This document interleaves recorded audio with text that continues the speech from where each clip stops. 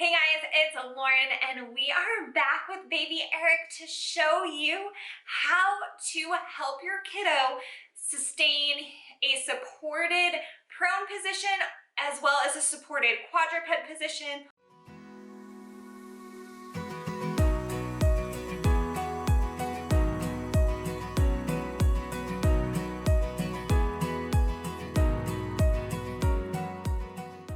So that they can build that core strength, work on head control, and improve their ability to engage in their environment. Stay tuned. First, we're going to talk about supported prone position, or basically tummy time. So if your kiddo is not able to prop themselves up in prone position, their head is kind of hanging down here like baby Eric's is.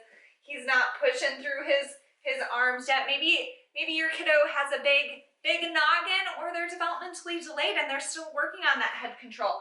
One of my absolute favorite things is just to get a rolled up towel and to place it underneath their chest, underneath their armpits, so that they can just have a little bit of extra support. So for example, if I'm here with baby Eric and he is here, again, obviously he's a baby doll, so he doesn't have a lot of head control. But essentially what you're gonna do is, a lot of times kiddos in this position, they're able to lift their head up because their elbows are at an appropriate height. So if you're just laying on the ground, it's a lot harder to lift your trunk up off of the ground. So for example, so if baby Eric is here, it is a lot harder for him to push and fight gravity to lift his trunk and his head from this position, because gravity is the absolute, turn his head here so he can breathe. Gravity is the absolute most right now. Whereas if I bring him up here, gravity is a little bit less, but gravity is pushing him down, right? So all his back muscles, his shoulder muscles, his head and neck muscles need to fight gravity, because gravity is basically pushing him down. So if you get a little bit of a towel roll underneath their chest, what it does is it takes some of that pressure off, because their trunk is more supported. So the babes can kind of push through their elbows, which can kind of activate their upper trunk and their head control. You oftentimes see a huge difference in babies being able to tolerate tummy time when you do something as simple as putting a towel roll underneath.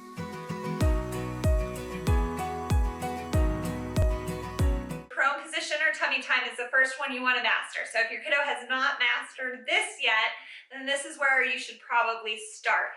If your kiddo is trying to get up onto all fours, maybe in this position they bring their knees underneath them and they're kind of trying to straighten their elbows out to get into all fours, maybe they're rocking back and forth a little bit, but they haven't started crawling yet. The next thing you're going to want to do is trade out your little towel roll for a bigger towel roll or a big pillow. And essentially you want it to be about the height of their knees. So this is actually a little bit tall for baby Eric. We've got his hands here, so he's pushing through his wrist. So he's gonna have a flat palm. Baby Eric has like a fisted palm, but that's okay. We're gonna have a flat palm. His elbows are gonna be straight, and then this towel is gonna essentially support him. Now, when he's in this position, or your kiddo is in this position, and he's keeping his head up, what you wanna do is make sure that their legs aren't frog-legged, and that they're pushing weight into their knees. And you can rock them back and forth, give them some pelvic support here, and you can kind of rotate their hips. Baby Eric has no pelvis, so it makes it a little bit harder. But essentially, you're rotating their hips like this in order to get that position. So if they're here with a couple pillows underneath their belly, you're moving them backwards, forwards. You're assisting, you're pushing some support so that the force is going through their knee joints. And you can kind of do like what a cat-cow position would be, but essentially you're moving their hips forward and backward.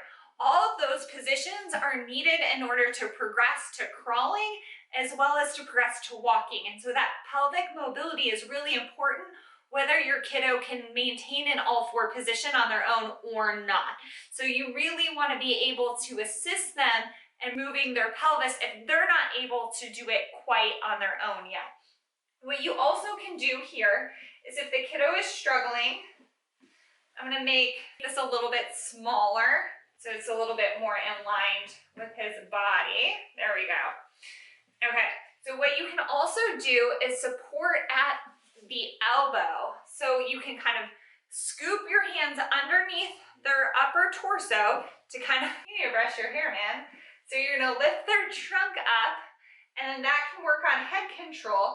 And you can also support at their elbow by kind of assisting them in keeping it straight. Now, what you want to do though, is make sure there's a little bit of a micro bend in their elbow, because if you assist them in keeping it straight and it's totally locked out, a lot of times what kiddos will do is they will lock out their joints, but they're not using their muscles to hold that position. They're really using the structure of the joint itself in order to hold that position.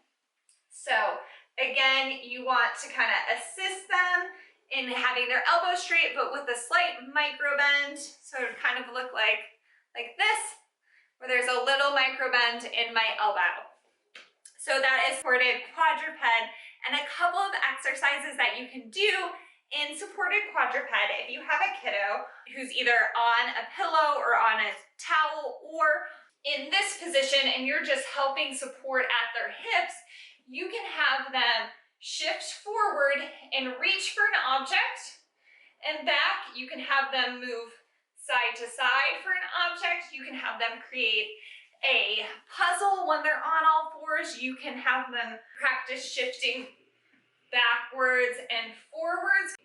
So you don't want to go here and just stop at neutral. You actually want them to go over their wrists, because when they go to crawl, this back wrist is going to be more because your body is moving forward in order to crawl. So again, you can see here where this wrist is pretty extended in this direction. In order to crawl, my body is moving over my wrist. So again, you want to be able to bring them back and bring them more so their shoulders are actually over the wrist. So they have the wrist mobility, their arm strength, as well as the core strength in that position. You can have them play with musical toys, have objects in front of them. You can have a mirror on the floor, and you can have them reach to push a button to play music. You can do a lot of different things, playing games on the floor, anything like that. Really just utilizing this functional position, either supported on tummy time or supported quadruped, or even unsupported quadruped or all fours, to do activities so that kiddos can build that core strength, especially if you see that a kiddo has like a distended belly, their belly sticks out, their core is in a lengthened position, so it's not contracting, so it's not engaging as well as a kiddo that does not have a distended belly. So a lot of times those kiddos are actually walking with trying to find stability in their lower back instead of engaging their core in order to do activities. So these positions are really important. It's also really important for cross-body movement, as well as head control, eye control, as they get older, that they're gonna need for school. So I hope that you found this helpful with me and baby Eric. And if you have any questions, post them down below. One of my favorite things is making content that you guys specifically request, because it makes me super excited to help you guys learn about things you want to learn about. So have an awesome day. Chat soon. Bye.